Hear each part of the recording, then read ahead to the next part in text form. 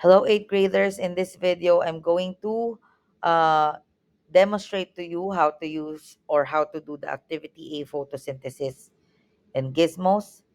So first, if necessary, click the reset button and then check that the photosynthesis tab is selected and check that description is on. So we're on photosynthesis tab and the description is on. So we can read what's happening in here. Introduction: photosynthesis occurs in the chloroplast. So that's the organelle right here. It's an organelle found in plant and algae cells. Within the chloroplast, an algae pigment called the chlorophyll. So it's very small, but it's in these structures right here. It converts the radiant energy or the energy from the sun or of sunlight into chemical energy that the plant can use. So the chemical energy is in the form of food or sugar or the glucose in this scenario. So the question we're going to answer is, what are the inputs and outputs of photosynthesis? So first, predict of the molecule shown on the molecules pane. So this is the molecules pane. Which do you think are inputs or the ingredients in the photosynthesis? And which do you think are the outputs? So you're gonna choose between these four, choose two, which one is the input and which one is the output. Okay, choose two for each. Okay, after you do that, let's do the explore. Explore: drag each molecule from molecules pane to the chloroplast on the photosynthesis pane. If a molecule is an input, it will stay in the chloroplast. So if it's not, of course, it's the output. And then let's answer later which molecules are inputs in photosynthesis. So let's try. Oxygen, will it stay? Nope. So and it's an output. Glucose, will it stay? Nope. Carbon dioxide?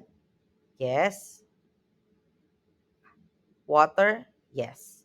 So write the input in here. And then observe.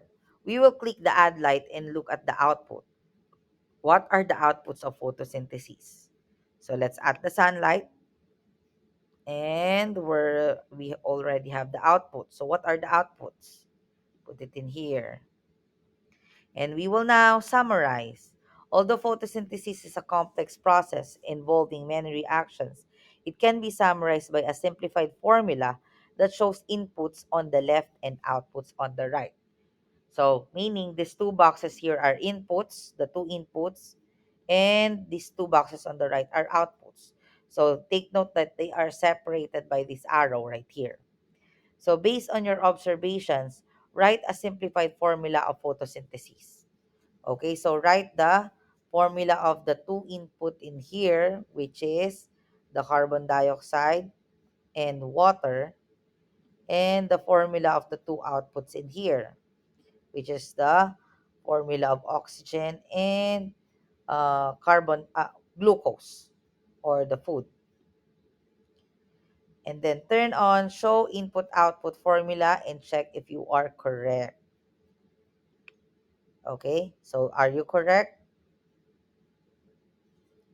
And then just write here if you're correct or not.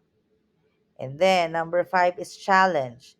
To balance the inputs and output of photosynthesis, there should be the same number of carbon, oxygen, and hydrogen atoms on each side of the arrow. So let's see, is the formula balanced as written?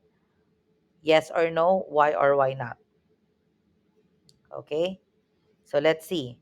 Let's start with the carbon. So on this side, there's only one carbon. Okay, so you will recall your knowledge on chemical reaction for equations from chemistry. So there's only one carbon in here. How many carbon does this side have? There are 6. So is this balanced or not balanced? So, and why do you say it's balanced or not balanced? So write your answer in here. Okay, letter B. Now, balance the input output formula by adding coefficient to each molecule. Write the balance formula below and check your work by clicking the balance. All right, so what you're gonna put in here is just the same thing you put in here.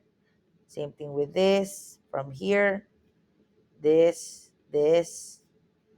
and finally the output.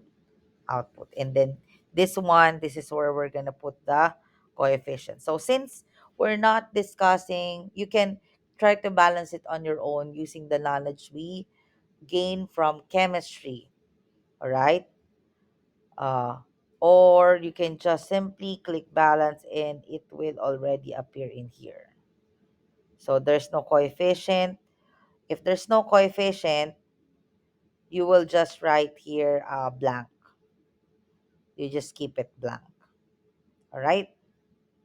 So that's all for photosynthesis. We're going to continue this with what's happening to the other organelle, to the mitochondria. And then we're going to try to connect them together. All right. So that's all for today. If you have any questions, send me an email, and I will try to get back to you as soon as possible. Thank you.